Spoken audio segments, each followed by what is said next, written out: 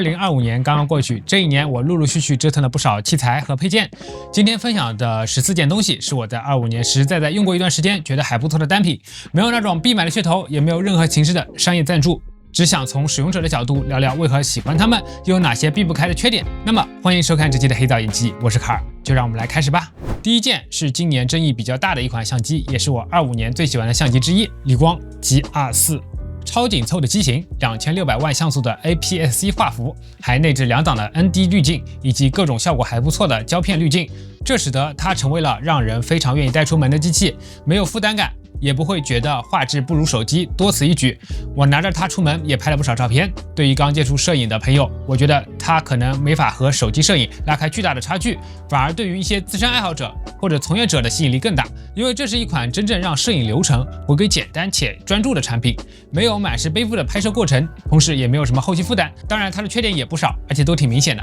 最致命的还是售价。其次是品控还有待提升，也没有内置的闪光灯，视频方面的综合性能也比较弱，基本可以把它当成一台纯粹的照相机来看。尽管如此，我还是非常喜欢这台机器，因为它真的能给我带来很多乐趣，也可以帮我记录很多值得被记录的画面。如果说 GR4 是感性的选择，那 85G Master 2就是理性的巅峰，它是我心目中的数值怪兽。这个镜头去年9月份就上市了，我是在25年年初时入手，是25年里我非常喜欢的一支镜头。它在Eco的 85mm 定焦镜头阵营里几乎是综合性能最强的一支，在保持轻巧的同时，又有着极致的光学和对焦素质。在拍摄中，我可以尽情去享受它带来的极致体验。奈特科尔 CW20 吹风机，它是一款方便携带的大风量风扇，内置电池也达到了26.6瓦时，配备2种风嘴，较远距离吹个发丝风也是非常足够的。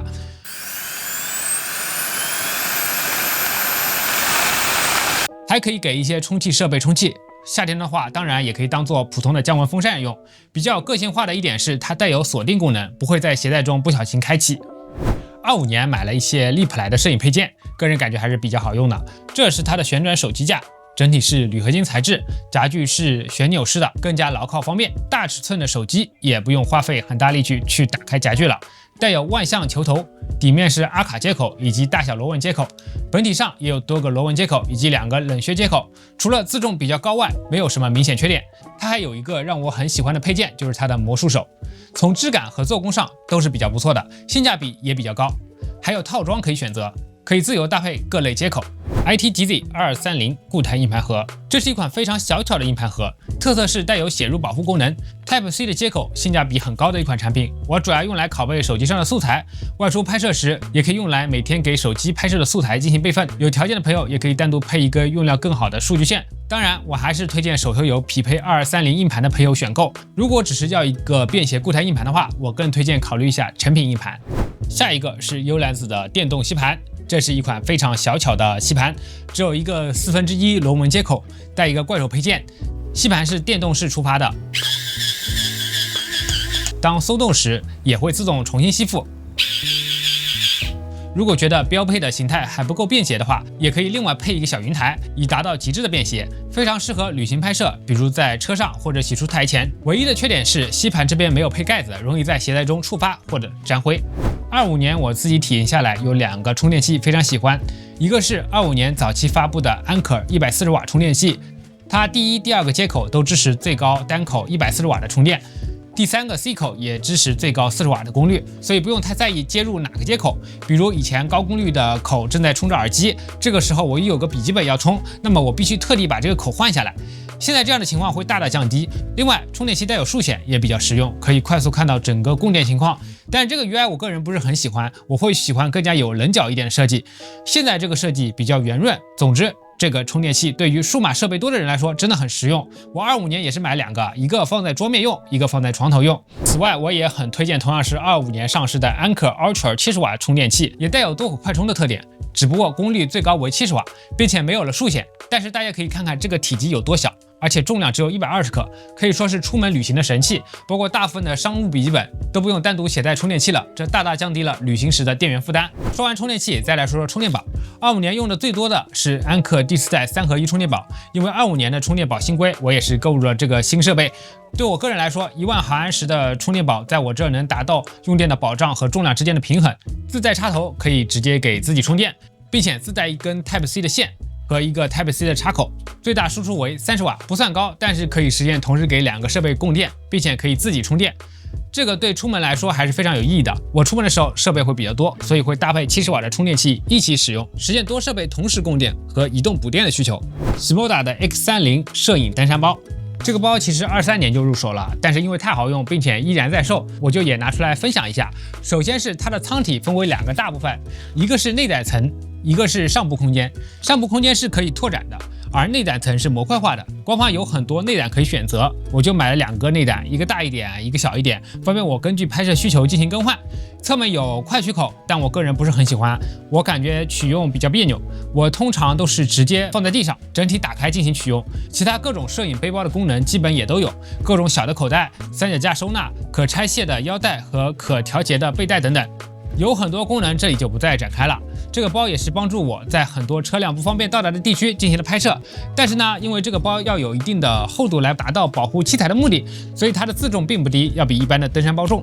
Cabot S3 旅行枕，在我试过好几个旅行枕里面，综合性能算是比较不错的一款产品。材质采用的是记忆棉，搭配收纳袋，可以实现体积压缩的同时也不用充气。颈枕前方呢有可调节的扣带，在整体的支撑力上算是比较好的。比较有特色的设计是有座椅固定带系统，就是这2个绑带可以将颈枕固定到椅背上，但我个人的体验是固定在椅子上也不一定都是舒适的，有时候会感觉卡着脖子比较难受。爱图是艾门拉的锐系列，先来看看艾门拉锐系列中的小灯型号 120C。开箱锐120的时候啊，最让我震惊的是它的包装，非常接近于我们生活中用的包，并不像是一个隐适灯的保护包，你甚至可以把它当做一般的包来使用。要知道，爱图仕其他隐适灯的包装是长这样的。120C 还有个特点就是标配自带的是小柔光罩，而不是我们一般用的标准罩。这个柔光罩自带的是折叠快拆设计，带有柔光布和蜂巢。虽然说做工算不上特别精良，但是整体的配色和细节在实际看上去也有一种高雅复古的感觉。上部螺口转接，下面是磁吸快装口，可以用标配自带的转接手柄连接，供电也同时支持 Type-C。如果额外购买 Peak 电池手柄，可以直接无线连接使用。我因为使用场景不多，并没有购买这个配件。灯光采用的是 Omni Color 色彩系统，具体灯光性能这里就不再展开了。另一个很有特色的地方是，这个叫做 Floaton 的电子旋钮。比如在没有选项的时候就不会让你波动，调整功率的时候就会有震动反馈，并且快速波动会进入一个自动旋转状态，并且能随时按停，是一款便携性、功能和整体设计都非常亮眼的产品。锐系列中另一款中型灯光型号 360C， 除了功率，其实大部分功能和 120C 差不多，全彩也有电控波轮。最大的优势在于它的电源灯头完全一体化，这样就实现了只需要一根线就能非常干净的进行灯光布置，不用再拖一个大电源了，并且整体重量也只有 3.3公斤，算是这个功率中轻便型的了。智捷 Q7 系列快装柔光箱。